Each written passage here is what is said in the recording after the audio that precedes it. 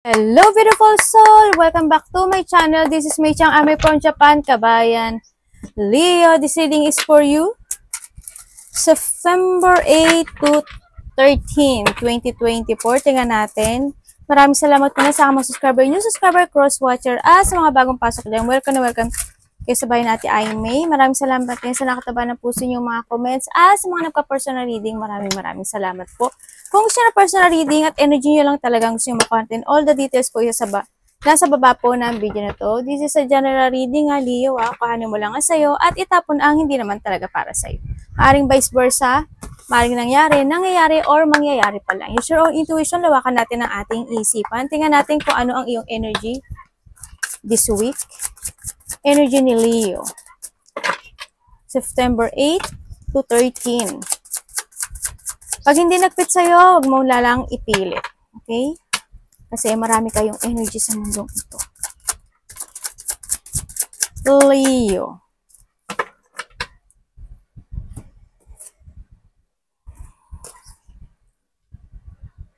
Okay. Ang energy mo this week is nandun ka sa situation na nagkakaroon na, may mga sitwasyon na you're feeling stuck, may mga sitwasyon na nagkakaroon ng missed opportunity, o may mga sitwasyon na hindi mo take it action, or mga sitwasyon na hindi mo nagagawa. Ayan. Sa iba naman is yung may mga negative thinking, negative na vibe akong nakikita sa'yo, no? And nagkakaroon, this week may mga pag-iisip na may mga few option ako na nakikita na either gagawin ko ba o hindi ko gagawin. May mga ganun situation. Andito ka sa sitwasyon mo na parang, siyempre, nandito ka rin sa maaring on and off yung mga gagawin mong action, yan. May mga sitwasyon na maaring marakaramdam ka rin na pagka-boring, may mga sitwasyon na maybe someone want to offer, tapos pag-iisipan mo, maaring ganun, or you're waiting for a sign, ang nakikita ko sa'yo dito, no? Tingnan natin. Nagkakaroon ng, may mga sudden changes. Yung iba sa inyo, may mga sudden changes sa mga ginagawa nila sa buhay or gagawin sa buhay. Nagkakaroon ng distraction or may mga sitwasyon na unproductive. Yung mga hindi nagagawa. Tapos nagkakaroon ng mga, ano ba yun, yung pagtitink ng mga hindi maganda, baka ganito, baka ganyan, baka ganun, mga ganyan. Tingnan natin.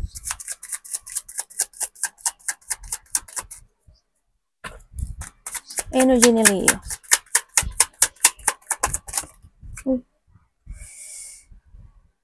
Nga. Magkakaroon ka raw ng, okay, thank you po. May mga sitwasyon ako na nakikita na parang magkakaroon ka ng energy mo, ng self-doubt. May self-doubt, may pagja-judge. Yung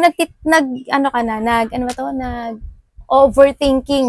Yeah, may mga overthinking, may mga situation na magkakaroon ka ng lack of trust sa isang tao o situation na gagawin mo, maari, or sa tao, ganyan. May mga plano na may doubt talaga. Yan.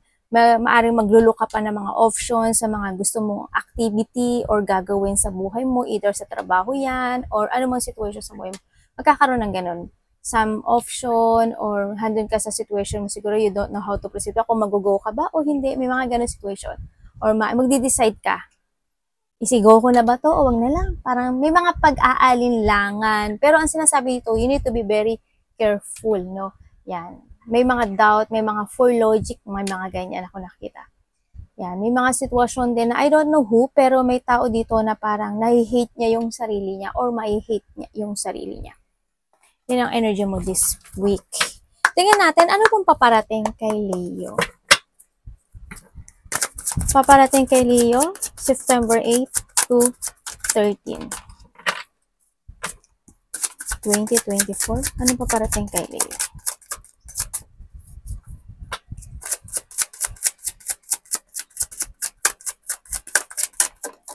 Thank you po. Maaring there's a union, may union din pala akong nakita, there's a union, maaring may getting together, maaring may celebration, or union ng malalapit sa puso, kaibigan, family, yan, may coming home. Maaring mayroong dating tao or malapit sa puso na makikita kayo, mga ganyan. May community, no, maaring magkakaroon ng teamwork sa iba. May mga event, ako nakikita, yan, may mga ganun ako nakikita. Parating sa'yo, hindi nga ako nagkamali. Di ba? Ang galing talaga ng intuition ko. Ang galing talaga ng aking Minsan masama bunga nga ako eh. No? Ang pangit ng words eh. No? Tingnan natin. Bakit po? Sino po?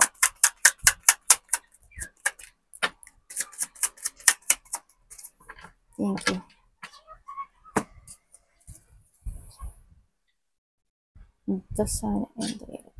Okay, thank you. Ang parating sa'yo, meron akong nakikitang partnership. There's a dealing. May dealing dito na malapit sa puso mo. Alam mo, nakikita ko dito, itong paparating na to, maaring malapit to sa puso mo eh. Hindi ko alam kung bakit may lungkot ako nakikita sa kanya. May panghihinayang.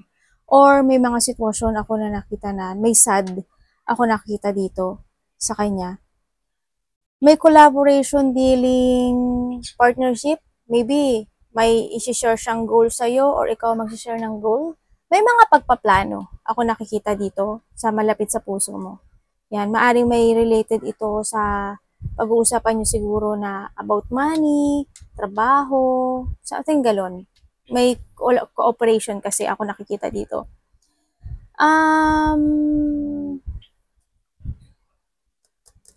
May mga sitwasyon ako na may sinasabi dito na nakikita ko itong situation na to, there's unhappy energy ako nakikita, pero someone here is mayroong tao akong nakikita na parang may situation siya na nakapokus siya, nahando siya sa situation na natatrap siya. Either decisions in life, mga gustong gawin sa buhay, ganyan. Meron siyang nagkakaroon ng frustration sa'yo, maybe ikaw, no? May frustration ka. Siguro kung handin yung frustration, kung kailangan mo ba makipag-collaborate or makipag-dealing dito sa tao na to, mga ganyan ang nakikita ko dito. Kasi may dealing. Handin yung frustration, may mga sitwasyon na maaring nako-confuse ka, ganyan. May mga sitwasyon na tingnan natin. Meron kang you have an objective actually. Hindi itong situation na ito na objective ang gusto mo eh. Iba. Parang handin sa sitwasyon na parang you want to release yung self mo dito sa situation na collaboration na to. Tingnan natin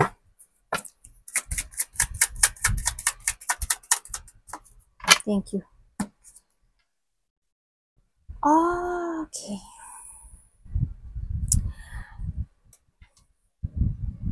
Magkakaroon ka ng decisions in life, Parang handito yung you control yourself dito sa situation. Kukontrol mo yung situation mo kahit na nagkakaroon ka ng negativity dito sa situation mo, pero you try your best dito sa collaboration. Halimbawa, may collab, may makipag-usap sa'yo, pero nahandun yung pagiging matatag, handun yung pagiging leadership mo na ikaw yung magdidesisyon or magpapasya ng mga bagay-bagay kung ano man yung mapag-uusapan nito. Or ikaw you will be strong dito sa sitwasyon na to. Magkaroon man ng collaboration dito, pero handun yung mamamanage mo siya. Mamamanage mo yung nararamdaman mo, mamamanage mo yung mangyayari, ganyan, mamamanage mo. Ito. Yung maparating sa'yo is collaboration, communication. Nakita ko dito. Ano pa nakikita ko dito? Nakita ko you're very confident when it comes dito sa collaboration nito eh. Maring ipapakita mo dito na you're very confident at hindi ka nasasaktan. Ganun ang nakikita ko. Kahit na inside na meron kang nararamdaman na pain or may nararamdaman ka na lungkot, ganyan, maaring may nararamdaman kang i-cover mo yung feelings mo. Ipapakita mo dito sa collaboration mo na to na you're okay. Ganun ang nakita ko. Ay. Anong dapat iwasan ni Leo? Tingnan natin, Leo. Ano pang dapat iwasan ni Leo? This week, 8 to 13 September 2024. Thank you po.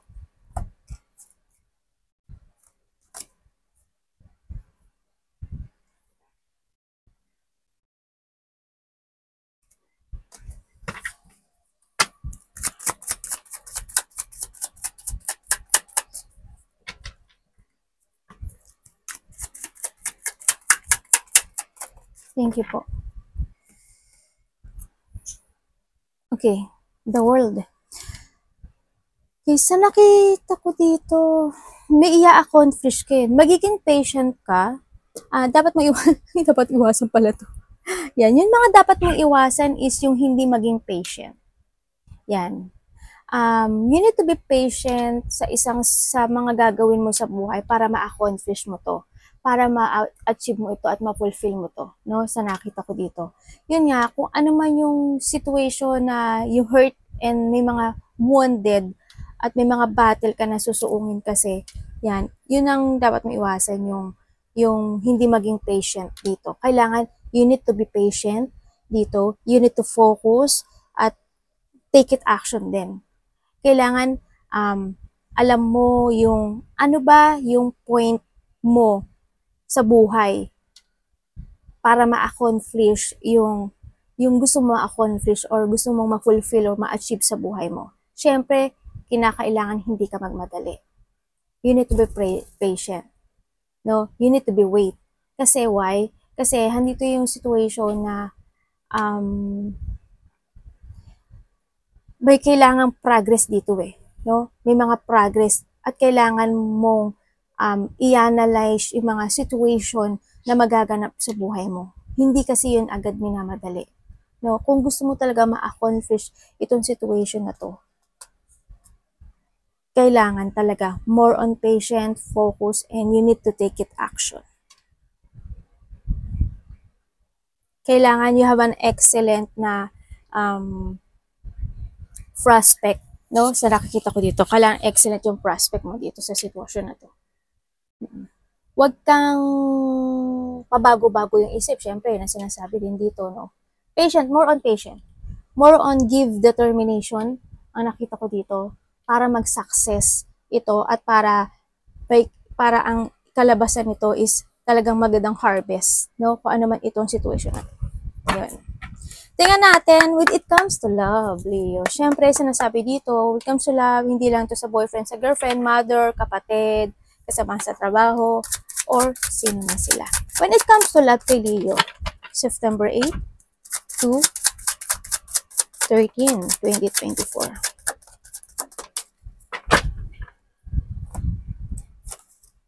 Wow. There's a union. The world and the world. May travel ba kayo? Okay.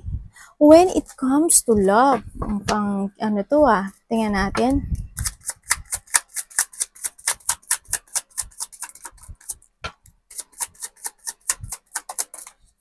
Nakita kong separation Someone's feel pain. Ang nakita ko dito.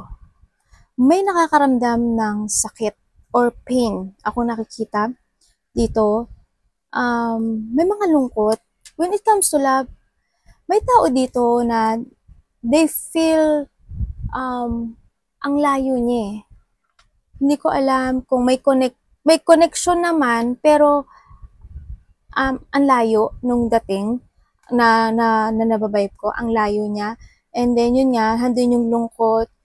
Itong tao na to, there's a union din ako nakikita. They want to be happy and nakikita ko sa kanya na happy itong tao na to na ikaw yung kasama niya.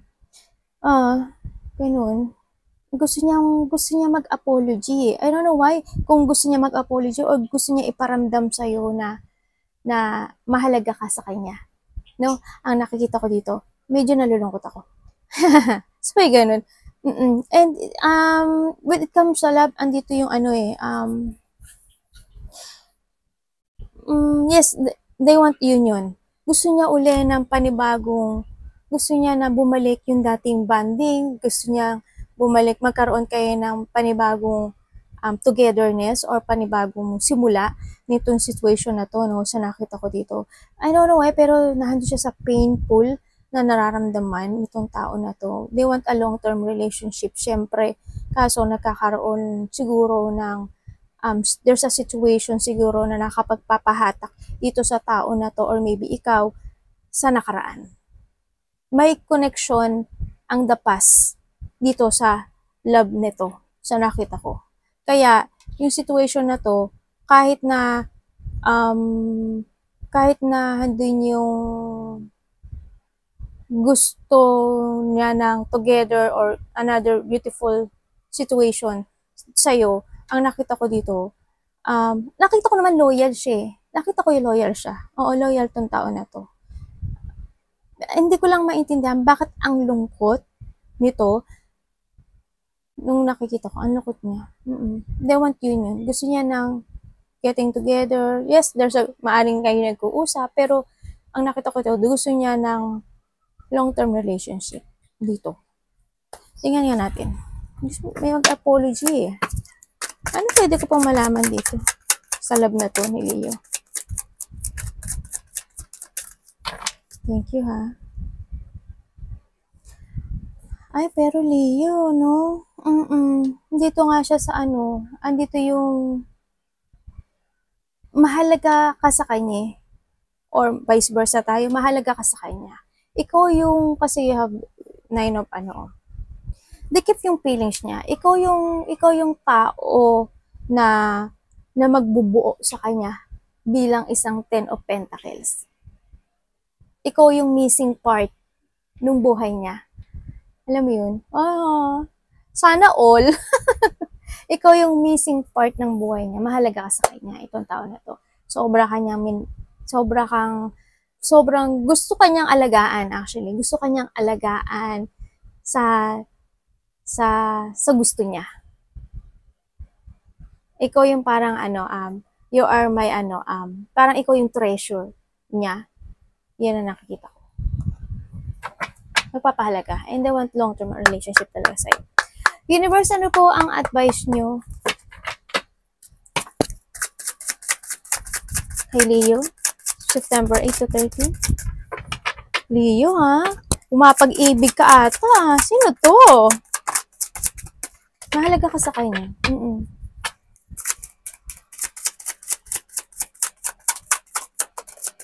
Advice po. The advice is a new horizon, no? The advice is you need to let go the past. Kailangan ngayon, Leo, mag-focus ka na ngayon sa sarili mo. Kumbaga, you need mental peace. Kailangan mo nang iwan yung mga, tingnan natin, yung mga situation na nakaraan, no?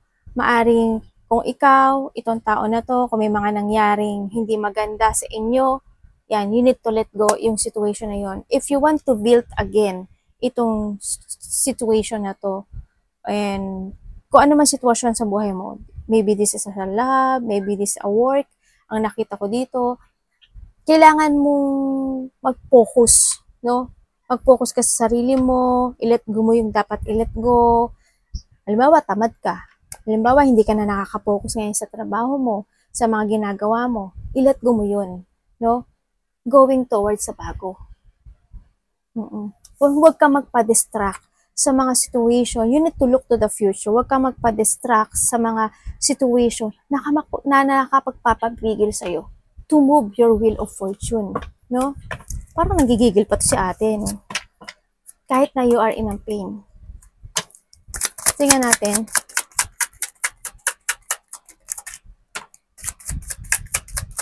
More on focusing to yourself, sinasabi dito. More on focusing to yourself. Oo, handun yung naaalala mo yung mga nangyayari, mga situation, you miss the person, and may mga situation talaga in the past na good memories ninyo ng mga kung ano man meron sa'yo. Relationship, trabaho, yan, nakita ko dito. Mas more ka daw mag-focus ngayon sa sarili mo. You need to move on. No? You need to move on. Alam ko, kasi nandito ka sa part mo na, ang hirap pang ma-accept yung nakaraan o yung mga nangyayari sa buhay natin. Kaya siguro, medyo hirap ka at napapagod ka. Nakakaramdam ka rin ng pagod at napapagod ka sa mga sitwasyon mo sa ngayon. The advice is you need to release all the baggage na nakakapagpa-hold sa'yo to move your wheel of fortune patungo sa future mo. Focus to yourself, trust your intuition. You need to take care yourself more, no? Kasi you have a mission, no? And yung mission mo is you need to pursue itong mission mo. Yung iba dito may psychic abilities, no? Or masyadong nagkaka-enlighten when it comes to your psychic ability ang nakita ko dito. More on patient lang kasi ang sinasabi naman dito, ibibigay naman sa'yo in a right time yung mga bagay na nanaisin mo. No? Kasi nakatingin sa'yo ang taas. Yun ang sinasabi.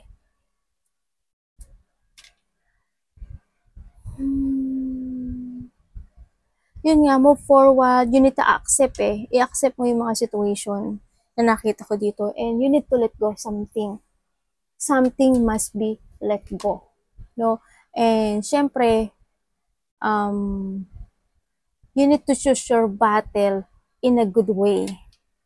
Makipaglaban ka sa sarili mo para magkaroon ng good future ka.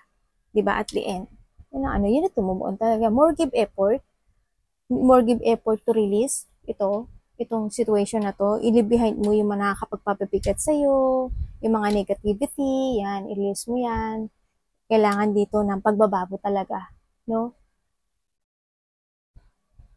Kailangan mong ma-overcome yung mga obstacle na magaganap sa'yo. Kung ano may mga nasa isip mo.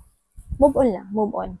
No? Kasi, you are the driver of your life, no? Ikaw ang nagmamaneho ng buhay mo. Huwag kang syempre, when you drive kasi, you need to be patient din, di ba? Sinasabi dito.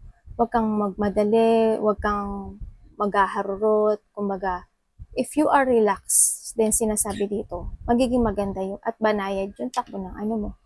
Diba? Patient talaga, more on patient. Alam ko, mahirap pero darating yung time, ibibigay sa'yo yung nararapat, yung mga ninanais mo sa buhay mo. Mas more ka muna mag-focus sa sarili mo, no? Yun nakita. Arigatou namaste, God bless.